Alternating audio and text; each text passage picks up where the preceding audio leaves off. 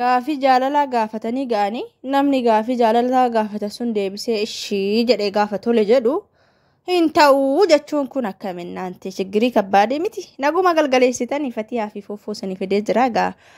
Fatiyaan kaleessa gaafii jaalalaa gaafatte san immoo tapha keessan achumatti meeshaa keessan barbaadadhaadhee Fuufuun biraa sokkee. Har'a immoo itti yaadaa bulee keessa sammuu kiyyaatti deddeebisee yeroon yaadu kaleessa gargarallee itti yaadan ture. Dhuguma miira akkasii naa qabdi taanan dhuguma na jaalatti taanan yoo soban ta'e yoo taphan ta'ini anillee gaafii ishee irraa fudhachuuf qophiidha. Garuu amma yeroon irraa fudhadhu kana ani miira jaalalaa ishee qabaadhetii miti. Garuu adeemsa keessa dhufuu danda'a. Akkuma fiqir adeemsa keessa na irraaffatte sani ani immoo adeemsa keessa ishee jaalachuu danda'a. Ammaaf garuu miira akkasiin qabu. Ani fiqiriin nan jaaladha. Amma garuu miira sanin irraanfanne hagammaatitti iyyuu. Isheen illee fedhiin ishee akka ishee waliin ta'u erga ta'e kanaafiyyuu amma ani Fatiyaarraa yaada kana nan fudhadha. Gaafii jaalalaa kana nan fudhadha. Garuu ammaaf miira akkasiin qabuufi booda suuta jedhee dhufuu danda'a jedheeti akka isheen gammadduufi. Kanaafiyyuu gaafiin jaalalaa kun kan irraa fudhadhu yoo isheen dhugaa ta'e kan keessa isheetii miira akkasii qabdi ta'e dhuguma na jaalatti yoo ta'e dhuguma yaada kanatti yaaddee fidde yoo ta'e irraan fudhadha. Isheen lettaa gammadduu anillee adeemsa keessa jaalachuu danda'a jedhe. Innaa Fatishaan dhufnaanin egaa dhuguma na jaalatta taanani dhuguma miira akkasii naa qabda taanani dhugumaati iddoo akkasii naaf qabda taanan gaafii natti na gaafatte dhuguma sirriidha taanani anis siif deebisee jira jedhe. Sirraa fudhadhee jira jennaani dhugaa kee jettaatte dhugaa kee jettannaa eeyyan dhugaa kiyya. Dhuguma na jaalatta taanan gaafii kee siif deebisee jira jedhe. Sirraa fudhee jira jedhe. Innaa jennaanin fiqirii ni jaalatta akka durii sanitti jennaanin eeyyan nan jaaladha.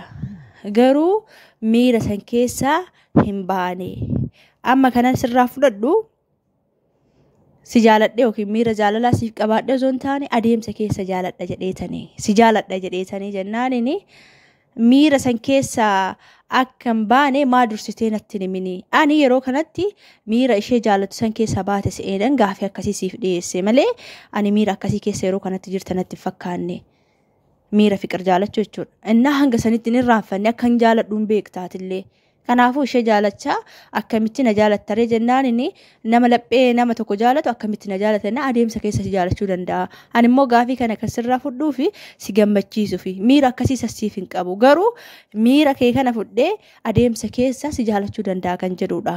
Jennaanin isheen maal jetti ammallee fiqiriin jaalattoo ta'e akkamittiin si jaaladhatte gaafii kiyya sirraa fudhadheetta jennaanin fiqirillee gaafa duraa gaafattee turte miti jedhe. Eeyyan gaafadheen jira miira akkasii yoo isin hin qabaanne jedheetani. Wanti kuni fiqir jidduutti illee ana jidduutti illee si jidduutti illee akka rakkoo nuumnee fi dursa gaafadheen ture. Gaafattee qulqulleessuu fi ati silaa ani kana dura illee sitti himee ture jedheen. Nan jaaladha ture. Isheen iyyuu adeemsa keessa na irraanfattee ani immoo adeemsa keessa si jaalachuu danda'a. Nan jaaladha ture jedhee malee ammallee miira san adeemsan keessa irraanfachuu danda'a. Garuu ati kan qabde kun taphamoo maaliin dhennaan taphaa miti. Jireenya jetteen erga jireenya ta'e gaafii ati na gaafattee sirraa fudhadhee jira. Erga sirraa fudhadhee immoo amma maaliif akkas jetteen naanini erga fiqirii lapheen kee fiqir bira jiraate akkamitti ta'a. Jettiin akkam haasofti kaleessa gaafattee turte har'a ishee jedhee itti yaadaa buleedheen innaa immoo kaleessa maaliif diddeen naanini itti yaadetanii ani dhuguma na jaalatti miira akkasii naa qabdi jedheetanii galgalatti yaadaa buleetan yaada kana siif deebisuu dhufee yaada kee fudhadheen jira. Kana boodatti jireenya gammachuudha si wajjin jiraachuu barbaada si wajjin ta'uu barbaada jedheen.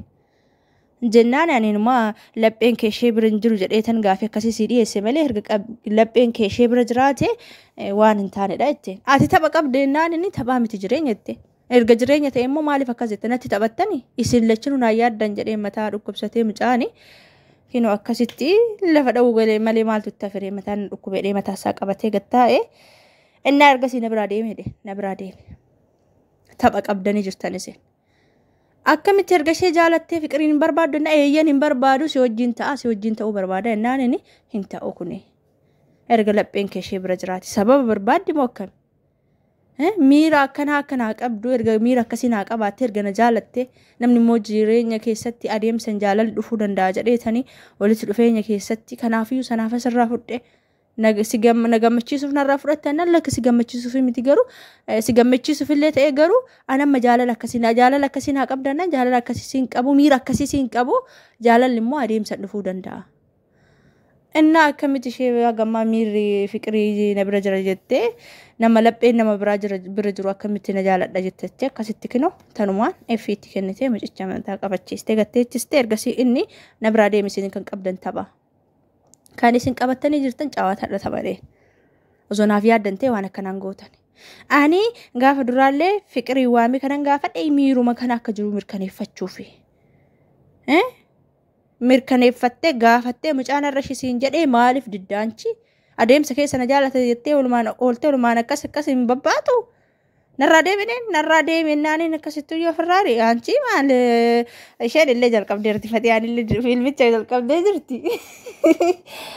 Eenyumatti erge buruukutti erge ta'uun amma fuuffuun lachinuu dhabe sunillee amma viidiyoo kana argiteen aarti hin barbaadu si wajjin jiraachuu barbaada ishii jedhe si wajjin ta'uu barbaada si waliin gammaduu barbaada erga isheen illee fedha fiqirillee fedha ishee kana ta'e si wajjin ta'uu barbaada jedhe. Innaa isheen akkasiin fiqiriin barbaaddu eeyyan hin barbaadu jedhe afaan obaase amma fiqirillee gaafa viidiyoo tana argite hin aarsan hin barbaadu jedhe gaafa duraallee gaafii jaalalaa dhiyeesseefii ture fatiyaan sin jaaladhu akkasitti badadaa kan baate nuyyuu hin jaalatti bakka jaalalaan waliin turan osuma jennu gaafa sana ani gargaarsuma hiriyyummaatiif malee jaalala homaatu miira homaatu sin qabetti dheengaddammoo as baate miira qabdaa fi fiqir jettee gaafatti. Miirri akkanatti dafee na keessaan ba'uu jette isheen illee fuuffuun illee miirri isheedhaaf qabu hangana na keessaan ba'u ammaaf miira jaalalaa isheedhaaf hin qabu boodarra jaalachuu danda'a gaafii kana kan isheen na gaafatti kana nan deebisaa fi fudhadhee jira. Har'a bifa kanaan dhufe gaafa inni tole jedhu immoo lapheen kee ammallee fiqir bira jira miirri sun ergasii keessaan baane ani immoo kan duraanii malee amma akkasitti miira akkasitti akka jirtu hin beekne. Jedhanii dubbii diduun anchi dubbii jaalala inni siif deebisee sirraa fudhate si jaaladha jedheeni deebisee fakkam dadda maal jettan isin kana dubbii chiggiriino probleemiino fuuffuun malachinuu dhabe fiqirillee tan arginaan inni naarti tunillee kinoo akkasitti hojii ishee xumurtee biraa deemte adeemsa keessa irraanfachuu danda'a ammaaf si wajjin ta'uu barbaada yeroo gammachuu si wajjin dabarsuu barbaada anta akkamitti miirri akkasii ammallee si keessa jira.